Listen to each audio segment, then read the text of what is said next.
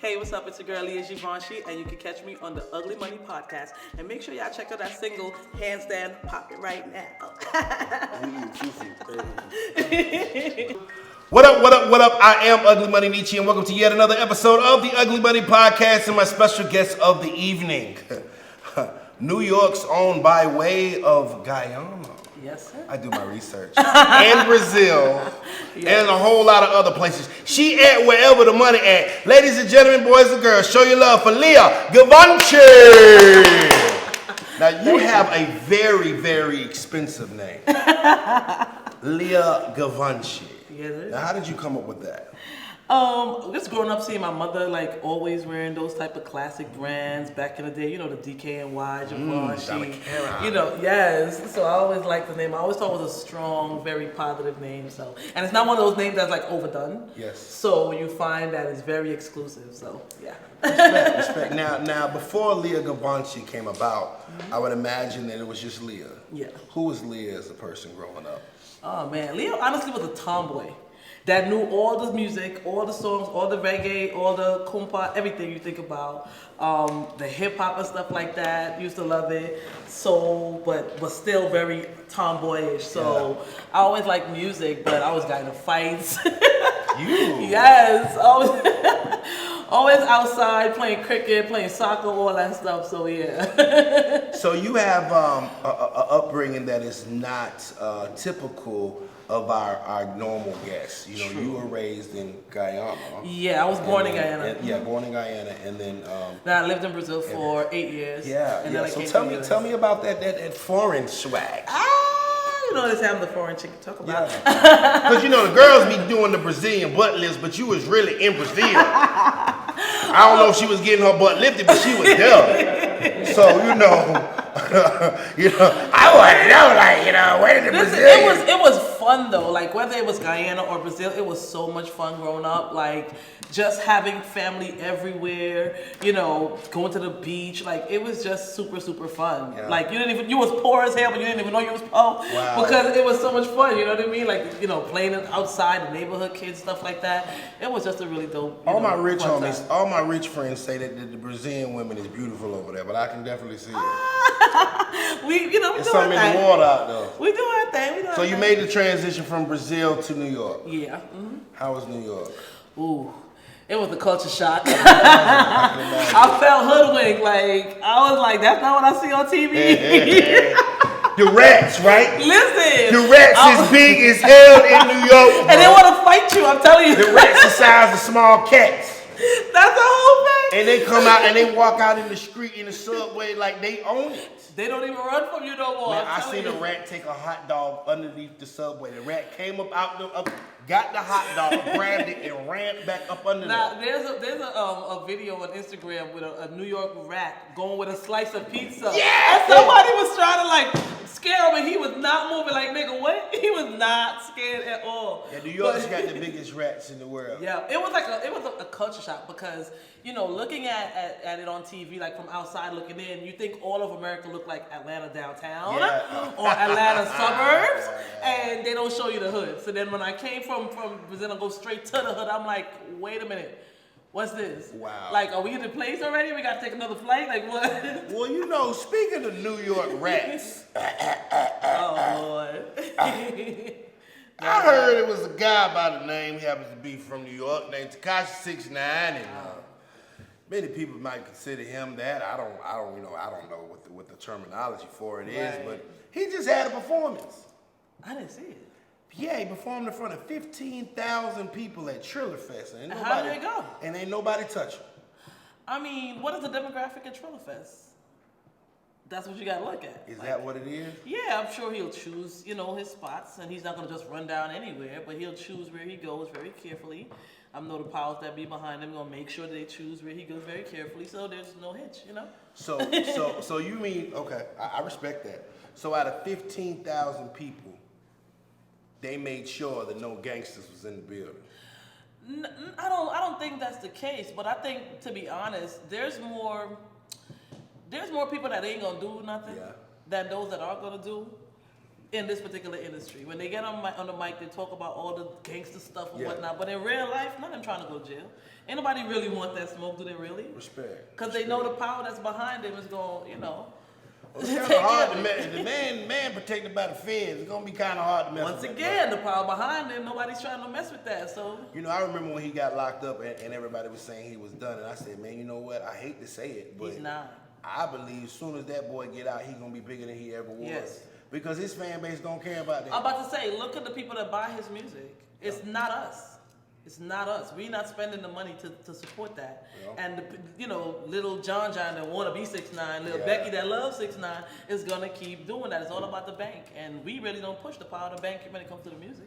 So the streets ain't supporting it, but the streets ain't about to drive an hour and a The half streets to ain't go paying the get money, it. right? So he don't care about the streets because corporate money is there.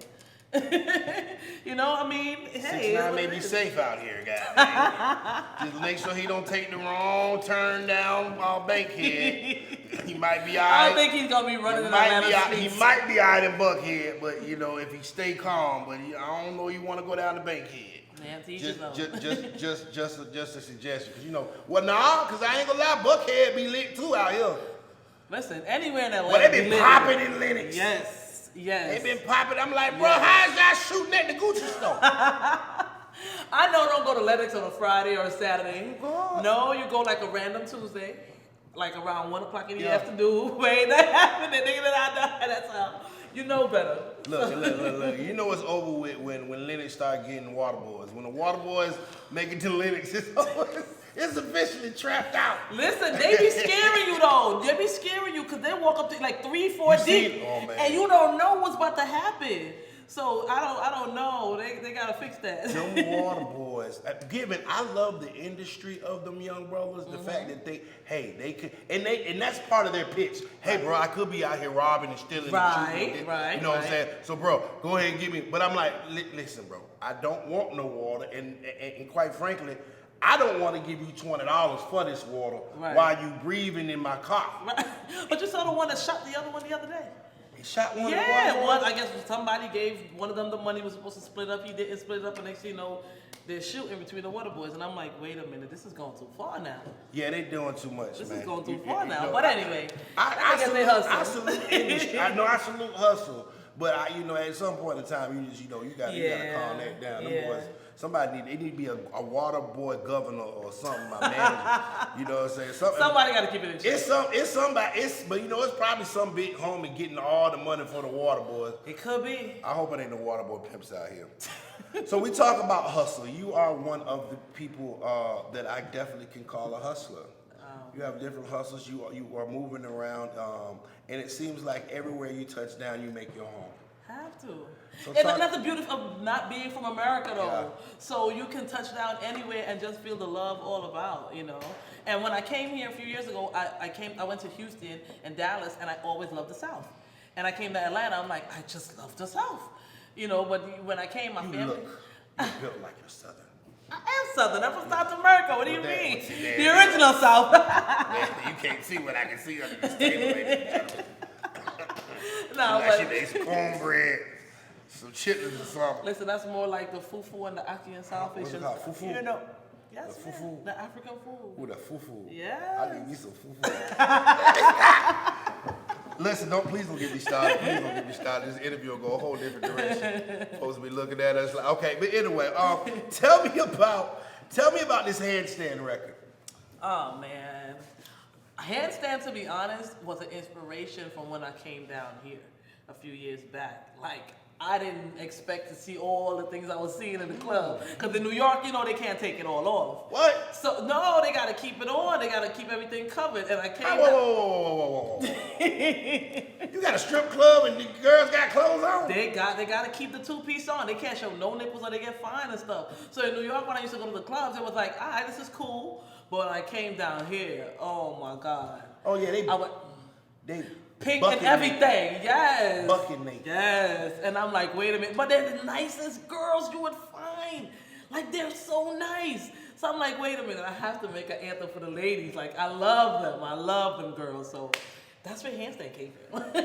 So you got inspired by the Atlanta. Yes, and there was this girl literally doing a handstand in front of me, wide open and everything. I was on Instagram and I'm like, "Ooh, wait, my followers ain't ready." But I loved it though. So No, definitely. It definitely is motivation for girls to do wonderful things. Yes, sir. With their hands and stands and shake. It's motivational music. Yes. And I rock with the record. Who produced that? That was produced by Wyas. It's a little 20-year-old producer up and coming. No doubt. Yeah, Wyas on the beach. But them youngins be having the beats though. Oh my God. The youngins be having the beats. The youngins be I think Yo Gotti just signed a 14-year-old producer. Wow. To CMG. Yeah. And they be having the beats, you know. When we started working, he was like about 17, and to date, like some of my hardest records, he actually produced. And I'm like, because they're so young and in the streets and they understand all these different sound and these new feel and stuff, they just give it. But yeah, he's pretty dope. Shouts out to him. See, he didn't end up a water boy. He ended up making some hits. He making hits. Now, so talk to me. You got this handstand record. It's inspired by dancers. Right. You know, exotic dancers. Yes, the girls.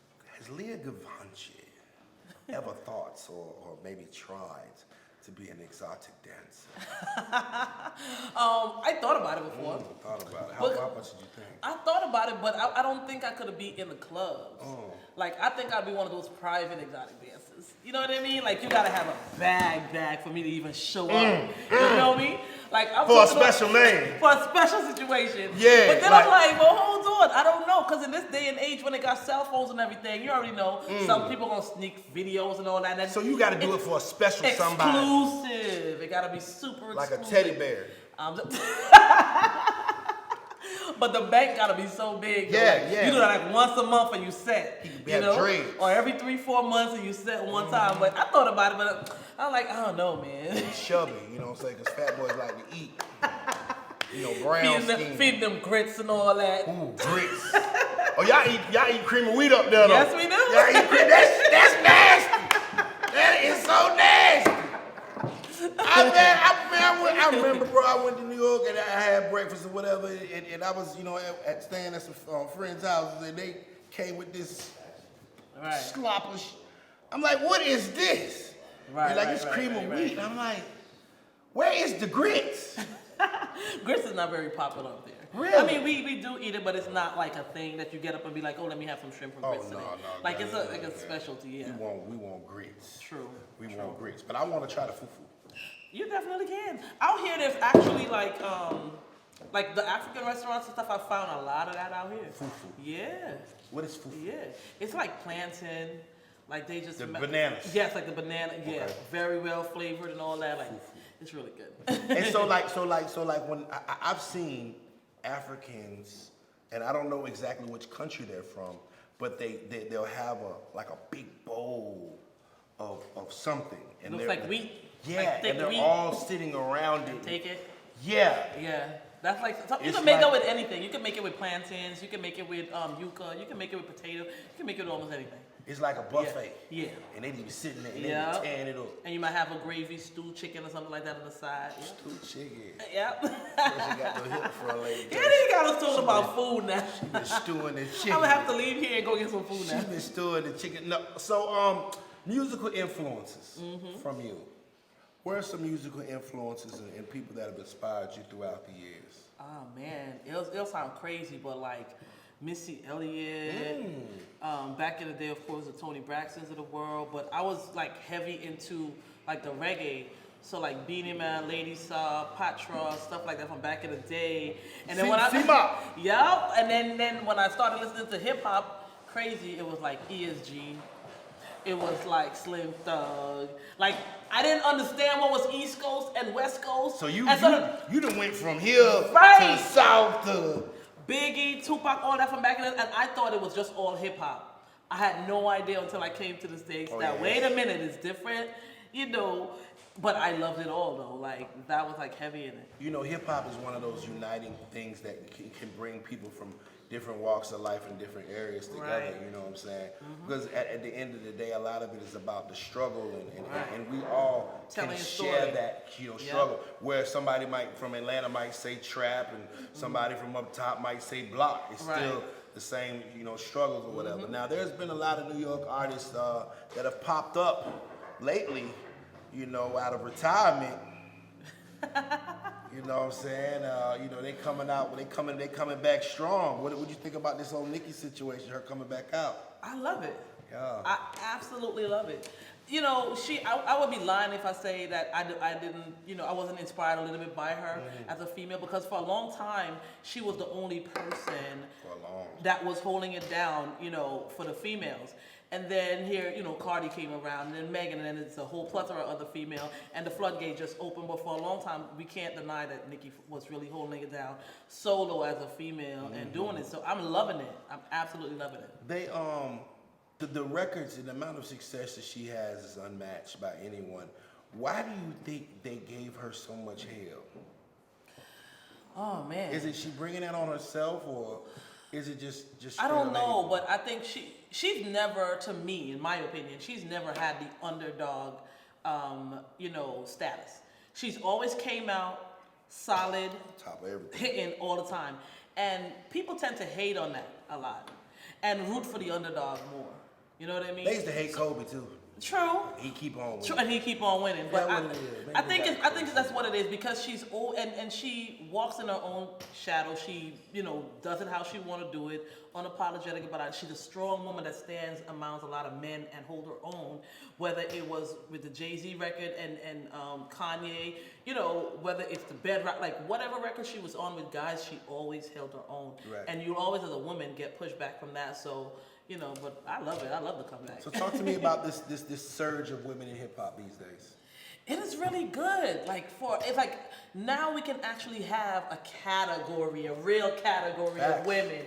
Like whether it's the MTV, BET, whatever it is, when you have a category now, you really have to go and look at people's catalog. Like, it's not just a Nicki Minaj and then 10 girls, random. Yeah. It's like, okay, let's really look at these numbers now, and it's really something. So I absolutely love the competition. I love it. Do you think it is time for women's hip hop? Do you think it's going to rise? It's going to continue to rise? It's getting stronger and stronger. You're having a lot of artists that are coming out and having a lot of success as women. Because the industry is now embracing more females.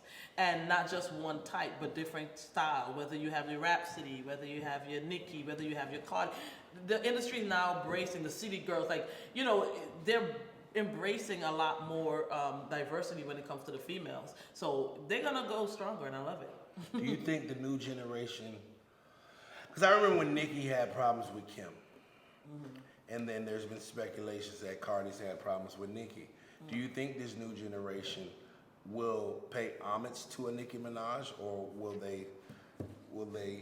there be friction? Because women can be catty at times. Definitely so, but I think they're already paying homage.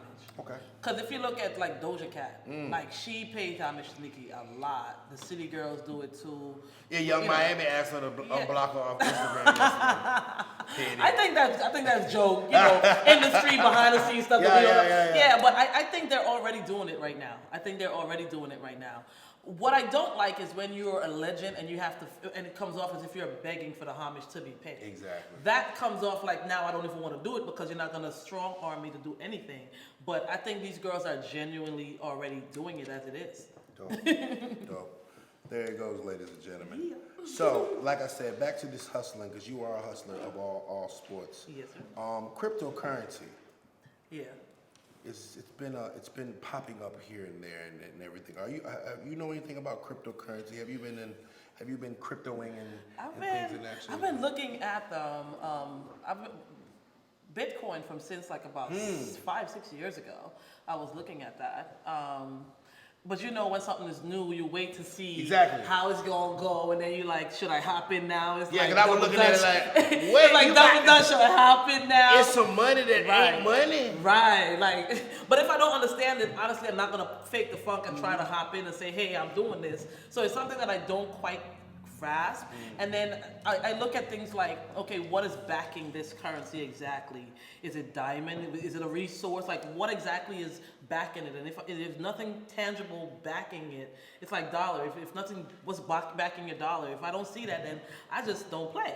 I play in the arena that I know I could win. I swear, some folks in the hood that swear they getting rich off it every week. Nah. Boy, I done made 40,000 off that Dodge. But then as soon as they see a dip, they start panicking and they want to sell.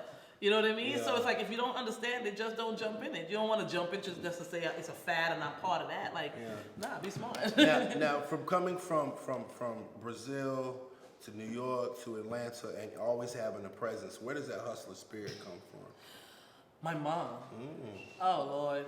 This woman was a grinder and a hustler. I'm not going to lie. Like, growing up and seeing her, she had like a diamond mine back in the day. My stepfather, they used to mine timber, stuff like that. And she used to always be in the middle of it. Timber. Yeah, they used to always be, you know, him and her and the workers and stuff. And I just looked at her as just a strong, solid person. And then growing up very poor back home at one point, and then, you know, lifting yourself out of that, I never wanted to fall back into that. So that mindset of never going back to that particular place always keeps me going. Like, that's like my why.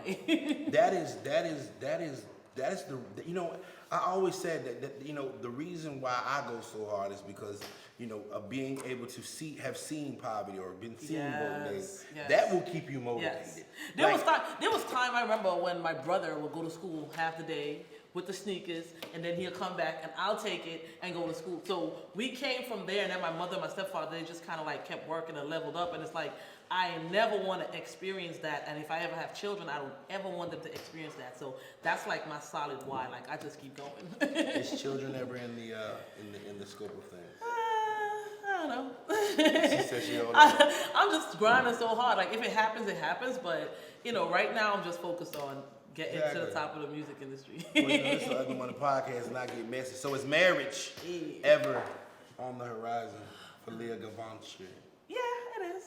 What Eventually. would a man have to be or do to get the attention of Leah Gavanche? Oh, man. I love motivation and I love a hustle. I love a hustle. And loyalty, too. Like, you have to be loyal. Like, there's just... For me, like in the Caribbean community, there's this guy Major Hype, and he got a show called "This Pee in the Dating Pool." Okay. And literally, when I look right now, it is like it's so hard to find somebody that's like loyal, respectful, and so confident in themselves and what they got going on that they're not intimidated by what you got going on. No, that's a big thing. And that is the biggest thing. As a female artist, it's like, because you talk about fucking niggas, sucking dick, doing all type of shit, a lot of men can't separate entertainment from who you really are as a person.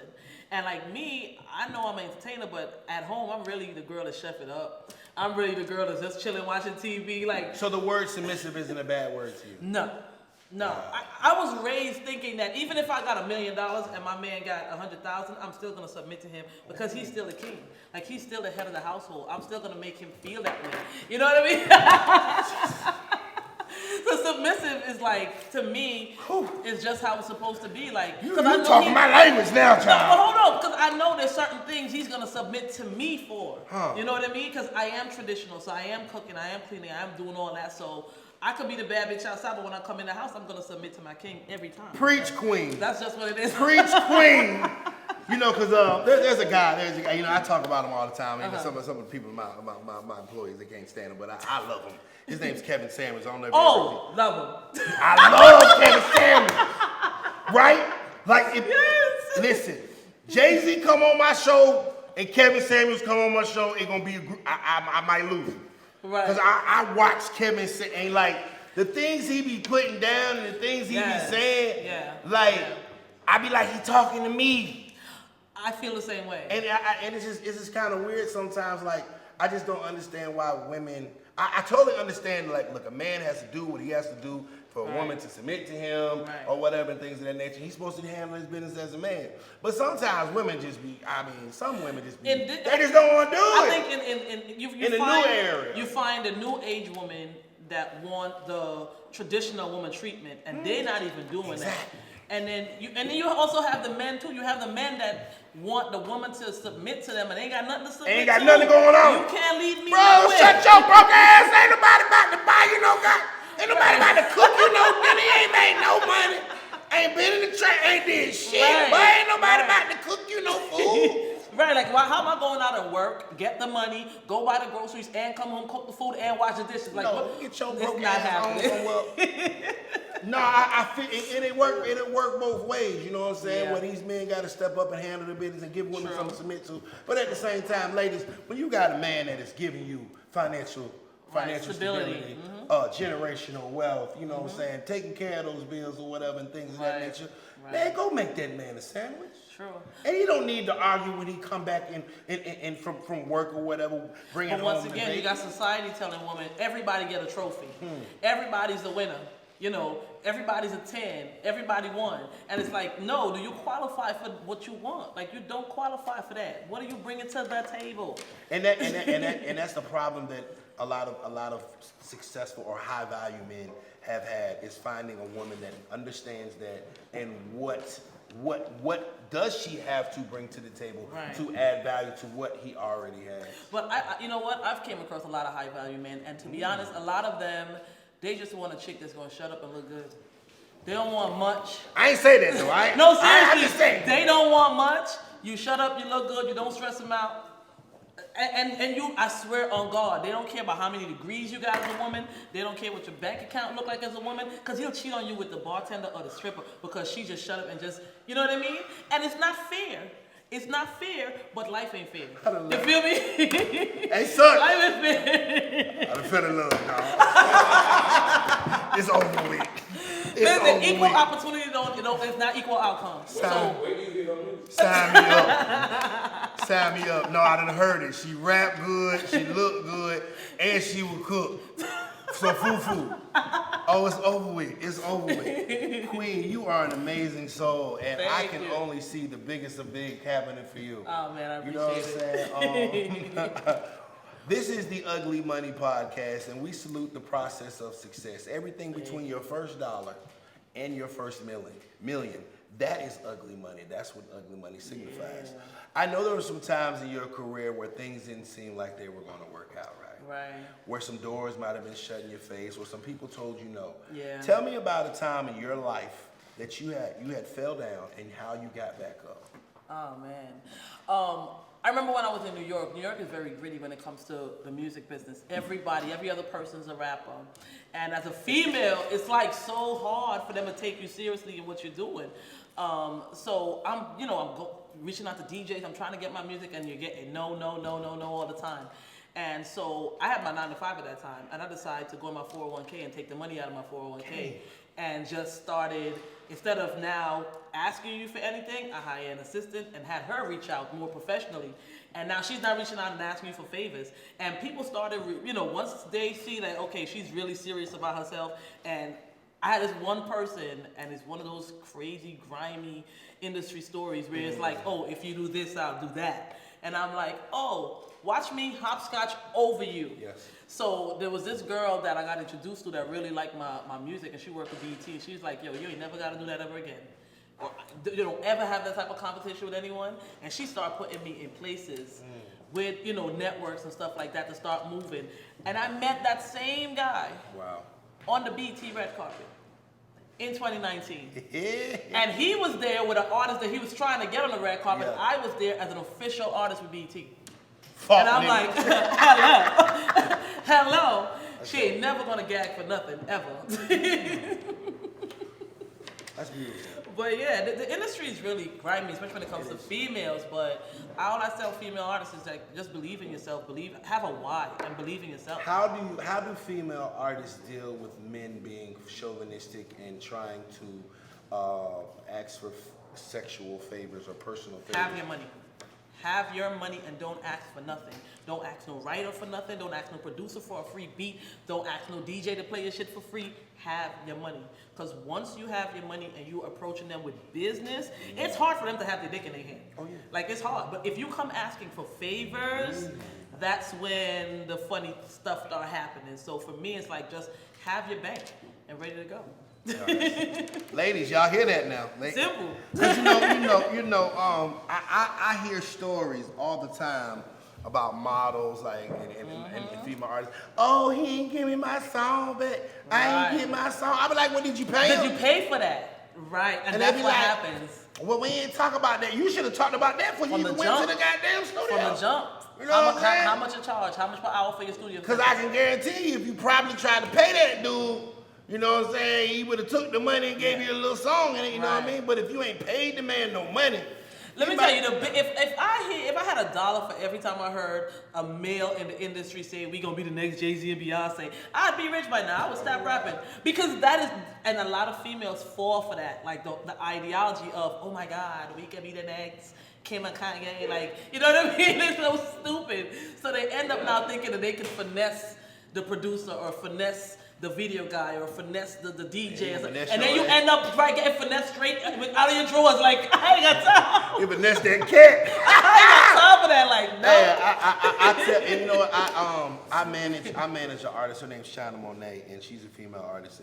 And I tell her the same thing. I'm like, listen, we ain't asking for no handouts, no favors, no nothing. We're going to go ahead and handle business. And at the end of the day, these folks going to respect us. Right. Because you know what? The cat is not on the menu, big. Right.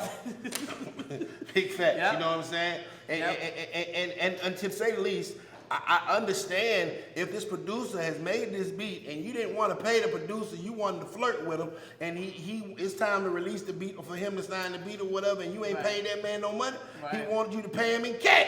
Yep. You know what I'm saying? And then a lot of times they get mad, like, why are you getting mad at this man? This man wants some form of payment. Either you can pay him some greenbacks or you can pay him with some backback. You know what I mean? It's on you.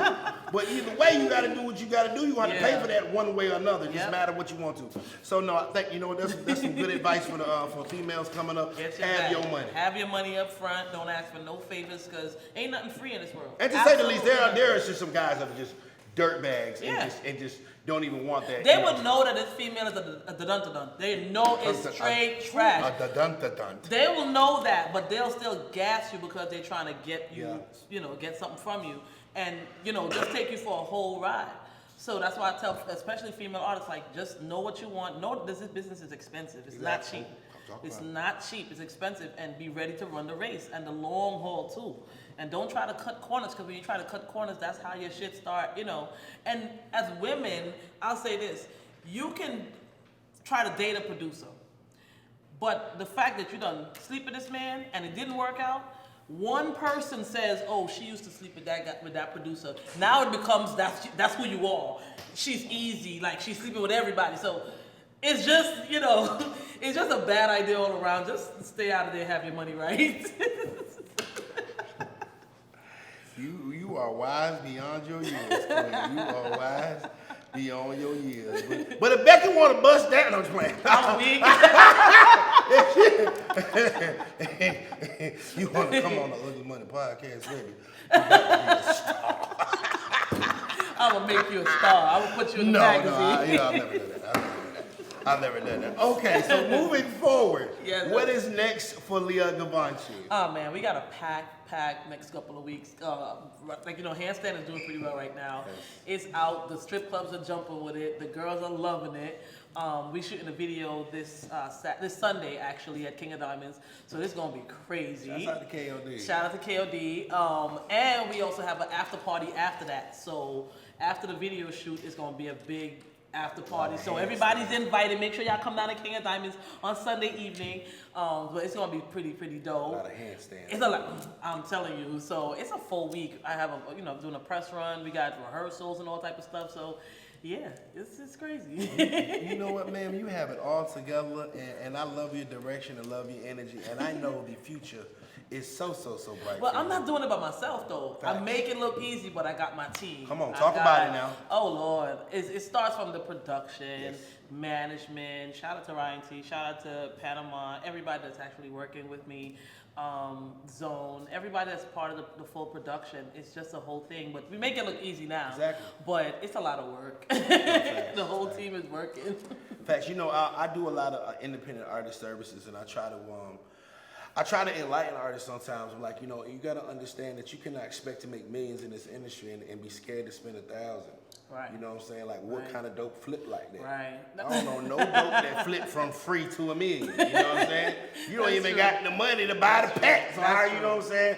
And the fact of the matter is that you kind of understand that you're betting on yourself is amazing to me. Yeah. As a female, and you're coming in with business first, so I know the sky is the limit for you. Man, but not only that, it's like not only you believing in yourself, but having people that believe in you too. Like that's so important to have a whole team that believe in you and people that have been rooting for you. And not just say, hey, I believe in you, but it's actually putting their money where their mouth is and like, okay, we believe, so we're gonna come on board with you.